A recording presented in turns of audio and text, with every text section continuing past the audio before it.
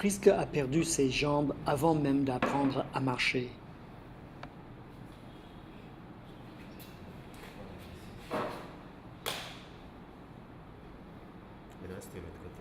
À 18 mois, l'horrible maladie, l'ulcère de Broglie, a pris ses 2 jambes. Guérie aujourd'hui, elle confronte avec courage les terribles séquelles de cette maladie.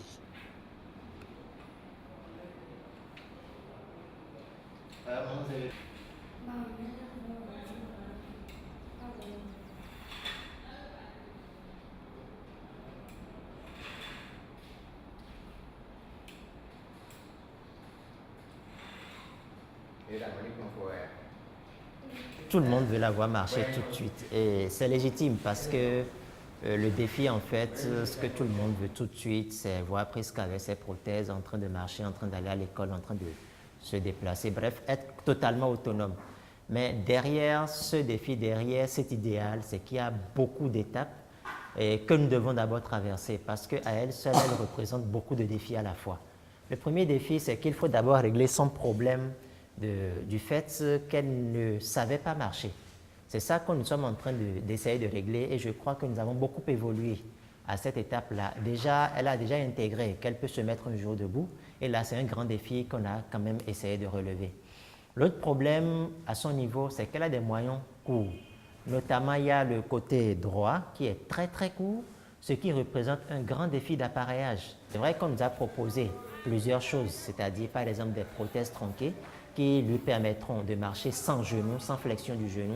Mais l'autre problème est que même quand on y va, on peut intégrer dans sa tête une certaine marche qui ne va peut-être pas l'arranger plus tard. Plus elle reste assise, plus les muscles qui sont à la partie antérieure de la hanche vont se raccourcir. Et plus ça se raccourcit, plus elle a du mal à faire une extension de hanche, c'est-à-dire à rester debout. Donc, l'idéal, c'est qu'elle ne reste pas tout le temps assise, mais là, on n'a pas le choix. Ça aurait été bon si, par exemple, elle avait un membre sain et l'autre membre amputé, mais comme c'est les deux membres qui sont amputés, c'est un peu difficile. Ce qui est déjà bien, c'est qu'on ne va pas du tout lâcher parce qu'il faut quand même qu'un jour, on arrive à atteindre l'objectif final. On va passer par toutes les étapes, on va discuter avec d'autres qui sont peut-être habitués à ce genre de cas ou c'est peut-être l'occasion pour nous tous de réfléchir par rapport à son cas. Ce qui est intéressant, c'est que je suis en perpétuelle communication avec deux orthoprothésistes d'autres pays. On est en train de réfléchir à son cas, mais le plus important est l'objectif final. Mais ce que je voudrais quand même demander, c'est qu'on ne soit pas tous pressés, qu'on ne voudrait pas, il ne faudrait pas qu'on veuille tout de suite que Priska marche. Priska a des étapes à traverser, on va y arriver, mais il faudrait quand même qu'on y aille tout doucement. Parce que le jour où elle va vraiment grandir, elle va atteindre une certaine puberté, elle va se sentir handicap, c'est-à-dire limitée par rapport aux autres jeunes filles. J'espère que ce jour-là, ça ne va pas être autre chose. Parce que pour le moment, elle se considère encore enfant parce qu'elle joue avec les enfants. Elle n'a pas encore conscience d'un certain nombre de choses. Et je crois qu'il faut quand même qu'on la prépare progressivement à accepter son handicap quand elle va être vraiment jeune fille et qu'elle va côtoyer d'autres jeunes filles, qu'elle va constater un peu plus apte qu'elle. Il faut quand même qu'on la prépare psychologiquement à accepter tout cela.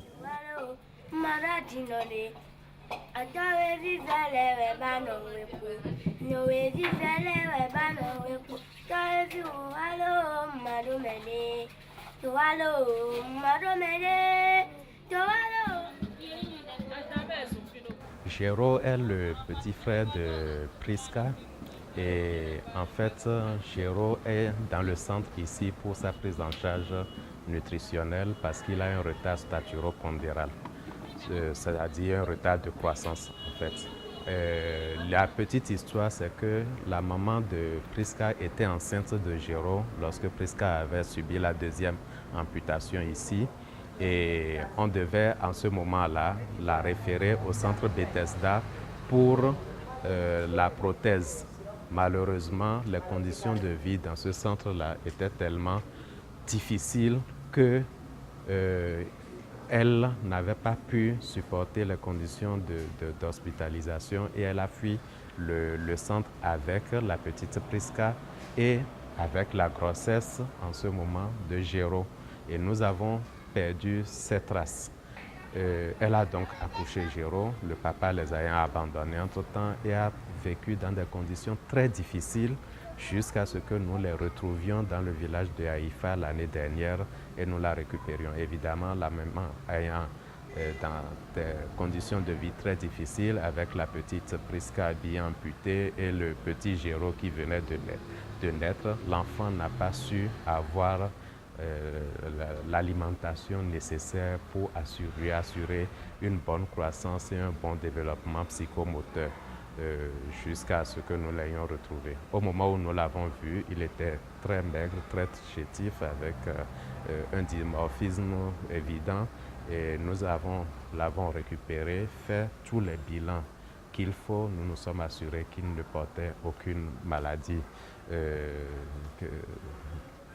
que ce soit et nous avons donc entrepris de sa récupération nutritionnelle depuis qu'il est là. Aujourd'hui, je pense quand même que sur le plan psychomoteur, il a repris beaucoup de vigueur, il s'amuse avec les enfants, il est moins grincheux, il est beaucoup plus vivant. Reste à ce qu'il récupère au niveau de son poids, de sa taille, de sa stature et ça, nous y travaillons.